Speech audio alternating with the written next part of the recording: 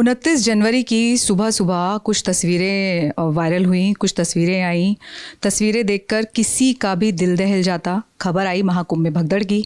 भगदड़ में कम से कम बताया गया, ऐसा आधिकारिक पुष्टि जो की गई है वो 30 मौतों की पुष्टि की गई है।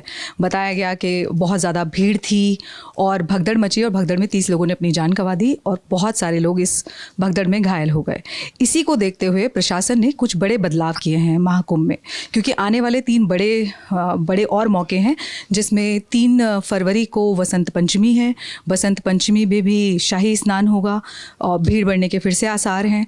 तो इसको लेकर 5 बड़े बदलाव किए गए हैं प्रशासन की ओर से, और वो बदलाव क्या है वो हम ज़रा विभावरी से जान लेते हैं।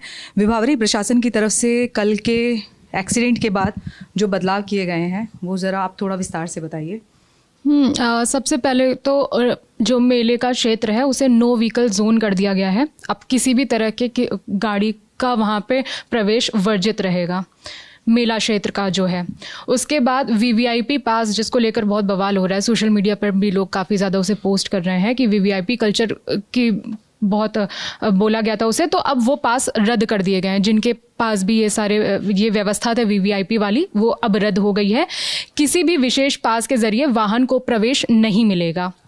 उसके बाद रास्ते वन वे कर दिए गए हैं। हालांकि कई सारे रास्ते पहले भी वन वे थे, लेकिन कुछ ऐसे तत्व भी थे जो दोनों तरफ से आ जा रहे थे। तो अब अभी फ़िलहाल इस पर बहुत स्ट्रिक्टली ये अप्लाई किया जाएगा ये रूल, कि अब श्रद्धालुओं के जो सुगम आने जाने का जो फ्लो है वो बना रहे। इसके लिए अब वन वे रास्ते कर दिए गए हैं और वाहनों की एंट्री पर रोक है, कि मतलब प्रयागराज से सटे ज़िलों से आने वाले वाहनों को ज़िले की सीमा पर रोक दिया जाएगा। मतलब अब वो प्रयागराज क्षेत्र में भी अब रोका जाएगा जो आसपास के जिले से आ रहे हैं। 4 फरवरी तक सख्त प्रतिबंध रहेगा। शहर में 4 पहिया वाहनों की एंट्री पर भी अब पूरी तरह से रोक रहेगी। मतलब 4 व्हीलर से भी आप प्रयागराज अब नहीं जा पाएंगे, जो अभी हमारे पास इनपुट आया है। हो सकता हो आगे बदल जाए ये रूल, अभी के लिए लेकिन ये रूल नया आया है। इसके साथ मुख्यमंत्री ने भी और तरह के निर्देश दिए थे अधिकारियों को जब उन्होंने अपनी बैठक की थी। उसमें जो पता चला है कि प्रयागराज से जाने का मार्ग जो है, मतलब जो प्रयागराज से बाहर की तरफ जा रहे हैं उनको ना रोका जाए, वो फ्लो बना रहे, उनकी गाड़ियों को नहीं रोकना है। उसके साथ ये है कि स्टेशंस के आसपास हर थोड़ी दूर पर होल्डिंग्स लगे यात्रियों की, जहां वो रुक सकें और वहां पे बिजली आपूर्ति हो। और ये अधिकारियों की जिम्मेदारी है, जैसा निर्देश दिया गया है कि अधिकारियों की जिम्मेदारी है कि उनको खाने पीने की कोई दिक्कत ना हो, वो उनको जो ज़रूरी चीज़ें हैं, बेसिक ज़रूरतें हैं, उन तक पहुंचाई जाए। और बहुत ज़्यादा भीड़ एक जगह इकट्ठी ना हो, लोगों का फ्लो बना रहे, इसका ध्यान दिया जाए। और जो निर्देश उन्होंने दिया है कि ज़्यादा से ज़्यादा मेला स्पेशल ट्रेन्स चलाई जाएं और ज़्यादा बसों को चलाया जाए। हाँ, अतिरिक्त बसों के बारे में बताया है और पेट्रोलिंग लगातार चलती जाए। और यही कुछ है इम्पोर्टेंट। और एक ये है कि 2 बड़े अधिकारियों को अब भेजा जा रहा है जो अब महाकुंभ की कमान संभालेंगे। उनमें से एक तो आशीष गोयल हैं, IAS हैं, और ये डिविजनल कमिश्नर ऑफ प्रयागराज थे जब प्रयागराज कुंभ 2019 का जब आयोजन हुआ था, तब भी इन्होंने बहुत एक अहम पद संभाला था, आशीष गोयल।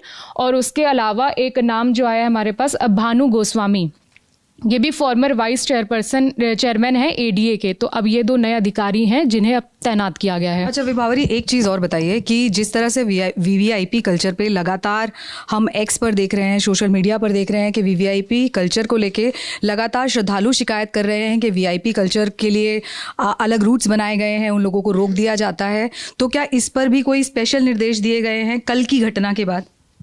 अभी तो यही है कि जो पासेस हैं वो उनके रद्द कर दिए गए हैं। अब वो पास के थ्रू अपनी गाड़ी अंदर नहीं ला पाएंगे और बाकियों के दूसरों की तरह उन्हें भी पैदल ही आना पड़ेगा। हालांकि जो इम्पोर्टेंट डेट्स थी, जैसे मकर संक्रांति, मौनी अमावस्या और अभी आने वाले जो 3 अहम दिन हैं, उसमें भी VIP कल्चर के लिए ये था कि उस पर्टिकुलर दिन के, मतलब ये जो इम्पोर्टेंट डेट्स हैं उसमें वो नहीं फॉलो किया जाएगा। लेकिन ये जो 3 अहम डेट्स आप बता रहे हैं, इन डेट्स के बारे में थोड़ा बताइए। अभी जो आने वाली है बसंत पंचमी, जब 3रा अमृत स्नान जब होगा, 3 तारीख को है।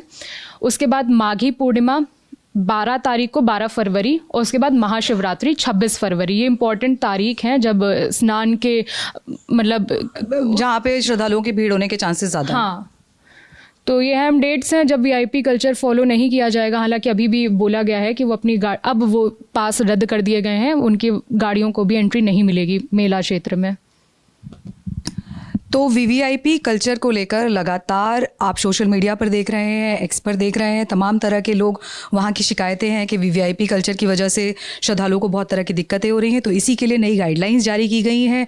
26 फरवरी तक महाकुंभ है प्रयागराज में और 26 तारीख को है महाशिवरात्रि, 3 तारीख को बसंत पंचमी है और 12 फरवरी को है माघी पूर्णिमा। इस पर भी मतलब बसंत पंचमी पर भी बड़ा स्नान है।